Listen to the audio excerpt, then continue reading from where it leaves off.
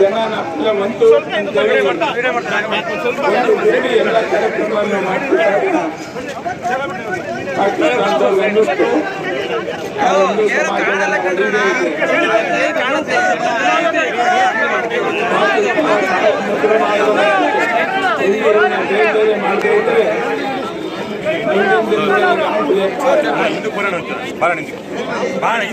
ದುರಾದೃಷ್ಟ ಕರ್ನಾಟಕದಲ್ಲಿ ಅದೇ ಪರಿಸ್ಥಿತಿ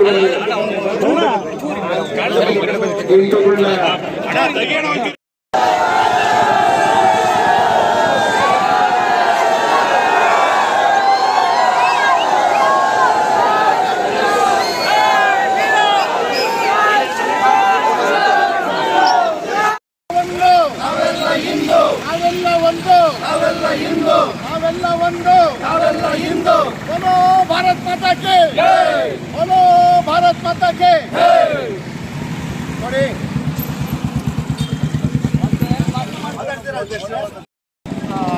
ಧೈರ್ಯ ಅವ್ರ ಆತ್ಮಶಕ್ತಿ ಭಗವಂತ ಅವರಿಗೆ ಧೈರ್ಯ ತುಂಬಲಿ ಅಂತ ಹೇಳ್ತಾ ಭಗವಂತ ಅವ್ರಿಗಿನ್ನೂ ಬೇರೆ ರೀತಿಯಲ್ಲಿ ಅನುಕರಿಸಲಿ ಅಂತ ನಾನಾದರೂ ಎಲ್ಲರ ಪರವಾಗಿ ಭಾವಿಸ್ತೀನಿ.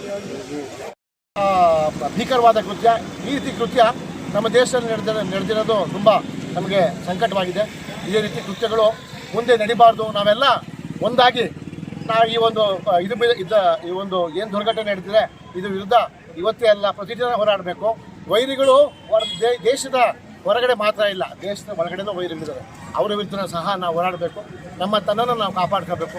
ನಮ್ಮ ಮುಂದಿನ ನಮ್ಮ ಪೀಳಿಗೆ, ನಮ್ಮ ಸಮಾಜಕ್ಕೆ ನಮಗೆ ಉನ್ನತ ಒಂದು ಸಮಾಜ ಕೊಡಬೇಕು. ಅವ್ರಿಗೆ ಒಂದು ಒಳ್ಳೆಯ ಬದುಕು ಕೊಡಬೇಕು ಅಂದರೆ ನಮ್ಮ ಹೋರಾಟ ಇವತ್ತಿಗೆ ಮಾತ್ರ ಅಲ್ಲ, ಇದು ಪ್ರತಿದಿನ ಇರಬೇಕು ಅಂತ ಹೇಳ್ತಾ ನನಗೆ ನನ್ನ ಈ ಮಾತನ್ನ ಹೇಳೋಕ್ಕೆ ಇಷ್ಟಪಡ್ತೀನಿ. बोलो भारत माता के ಕಾನೂನು ಗೌರವಿಸೋದು, ನ್ಯಾಯ ರಕ್ಷಣೆ ಸಿಗುತ್ತೆ. ಸಂವಿಧಾನ ಮತ್ತು ಕಾನೂನು ರಕ್ಷಣೆ ಮಾಡೋದ್ರಿಂದ ಯಾವತ್ತೂ ನ್ಯಾಯಕ್ಕೆ ಗೌರವ ಸಿಗುತ್ತೆ. ನಾವೆಲ್ಲರೂ ಒಂದು ಸಂವಿಧಾನದ ಅಡಿಯಲ್ಲಿ ಬೆಳೀತಾ ಇದ್ದೀವಿ.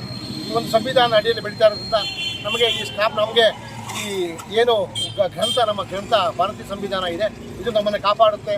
ಇದನ್ನು ನಾವು ಪಾಲಿಸಬೇಕು ಮತ್ತು ಇದನ್ನು ನಾವು ಒಂದು ನಮ್ಮ ಧರ್ಮ ಗ್ರಂಥ ಅಂತ ನಾವು ಪಾಲಿಸಬೇಕು ಅಂತ ಹೇಳ್ತಾ, ಮತ್ತು ಈ ಒಂದು ಮಾಹಿತಿ ಇವತ್ತಿಗೆ ಮಾತ್ರ ಮೀಸಲಾಗಿರಬಾರ್ದು.